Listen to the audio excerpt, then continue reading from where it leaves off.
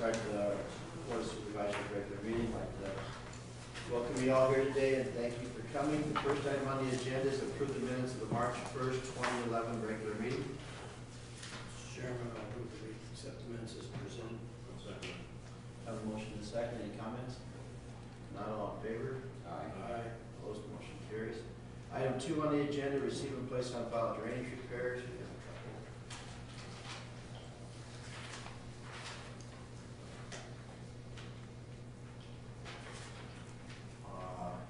Drainage District number 51 Main, joint with Calhoun, repair bulkhead at the outlet turned in by Terry Eggers.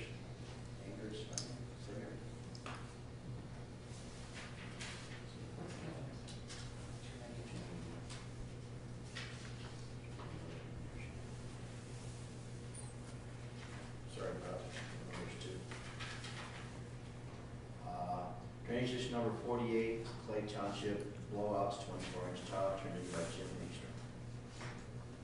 Chairman, I'll move to receive and place on file. Second. A motion to second. Any comments?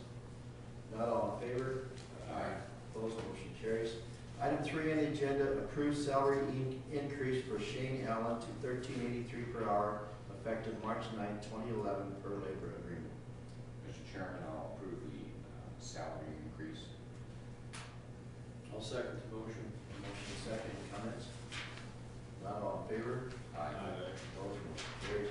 Item 4 on the agenda, approve full-time employment of Anita Wallstrom at the rate of $11.44 per hour, effective March 7, 2011. Mr. Chairman, I'll move item number 4. I'll second that one. Motion is second. Any comments, ma'am? Not all in favor? Opposed, motion carries. Item 5 on the agenda, approve cigarette permit application for R&R USA Incorporated, Oppenville, Cobra. Mr. Chairman, I'll move item 5. I'll second. Have a motion and a second. Any comments on that? Not all in favor? Opposed, motion carries. Item 6 on the agenda, approve Class C beer permit application for R&R and R USA Incorporated, Oppenville, Cobra. How come there's 3 R's? R&R, that's a good question. Why don't we strike that other? Yeah, there are. Okay, 2 R's. Mr. Chairman, I'll move the approval of the Class C beer permit. Second the motion, Mr. Chairman. Have a motion and a second. Any comments? Not all in favor? Opposed, motion carries. Item 7 on the agenda, approved Class C beer permit renewal application for S&T Real Estate Holdings LLC, Mineral City Speedway, effective April 1st, 2011. So move, Mr. Chairman. Second. A motion and a second. Any comments? Not all in favor? Opposed, motion carries. Item 8 on the agenda, consider proposals, recommendation of sheriff for new cars. Chairman, I'll move item 8. I'll second. A motion and a second. Any comments? Well, the cars that we're looking at this year, we have a chance to get the new. Greece has got a new car, police package, and Ford does. This year, we just kind of discussed it amongst ourselves, and we probably want to wait a year to see if the bugs. I know the Dodge Charger had a lot of bugs in it at first when it first came out, and so we're kind of staying away from that just for 1 year to see what they would be like and what the cost would be at that time. And the Chevy that we're getting is we have Deputy Murray. She's got one that's going to be, it's got high miles. It's going to be traded off, and so we'll just switch her equipment, the cage and everything. She likes her car, so we're just going to go with that one. And the Dodge, we're trying the Troopers, and Clarion has got one of those, and they think it's a super nice car, fairly good on the gas mileage and stuff. So we're giving that one a try this year. So that's where we stand as far as the cars. Any other comments? Yes.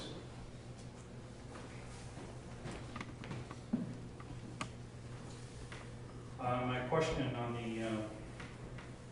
the decision on sheriff cars is, we were met in January and February and needed numbers for budget planning, which we gave to the sheriff's department. And we also gave lease options on Crown Victorias to the sheriff department. again, for budget and planning purposes. But we never received a formal bid or request for a bid. Should be worded that we never got a request to submit a bid. And we never received the exact specs for a bid. And as Sheriff mentioned, Wright County, you know, when we look at buying local and wherever the cars may come from or whatever brand they are, you know, we should look at the local dealers. We've had a request for police cars in Hamilton County, and we received a requested structured bid with a time allotment on it, and we turned those bids in. And in a couple of last cases, we were the low bidder, but Webster County had a 5% rule for their city to buy from their local dealer, which we applaud them. But again, we only bid on it because we, again, were requested to submit a bid. So I guess I question the process on buying sheriff cars from giving numbers for budget planning, but then not receiving the request to submit an actual bid. Several other communities throughout the state of Iowa have a system for bids on local purchases, and they look at the amount of taxes a business pays, the number of employees they have, and actually a storefront in the community, all which I think are important factors, with not necessarily a need to look outside of Webster County. So I guess I question the board, and I wasn't clear with the sheriff's comment there. Are we actually looking at purchasing patrol cars today, or are we still in the budget and planning stage? As far as the local bid, this is all local. These cars are going to be local. It'd be Shinekats and Kenna. Wouldn't be going out of town.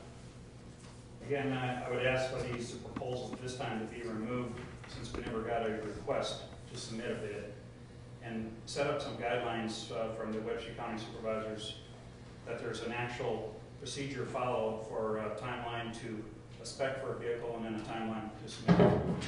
Thank you for your time. Could I ask Brian? And I don't have any problem with that either. The thing that we were looking at is timelines as far as my budget, when the budget was going to be. When I talked with Wyman in Fort Dodge Ford, Wyman was telling me that in fact what I've heard is that the Crown Vic, we wouldn't have had any problem getting a Crown Vic, but I was under the impression that the Crown Vic, we might not get the Crown Vic because it might be ready. And so by the time I knew that my budget was basically appropriated, right, like my budget was okay, then it was all, I felt it was too late to go get a Crown Vic. I mean, and that's basically what I was told, that they weren't going to, they weren't going to have Crown Vic available, and I was told that the cost of the new Ford was going to be upwards of $3,000 more, but they didn't know for sure. So, Do you actually have a bid proposal you sent out to the dealers, each dealer, or did you do that? Or I just called and I asked for this. I asked for the same specs on everybody, the same specs that we used in previous years, and then asked for quotes. So that's what I got.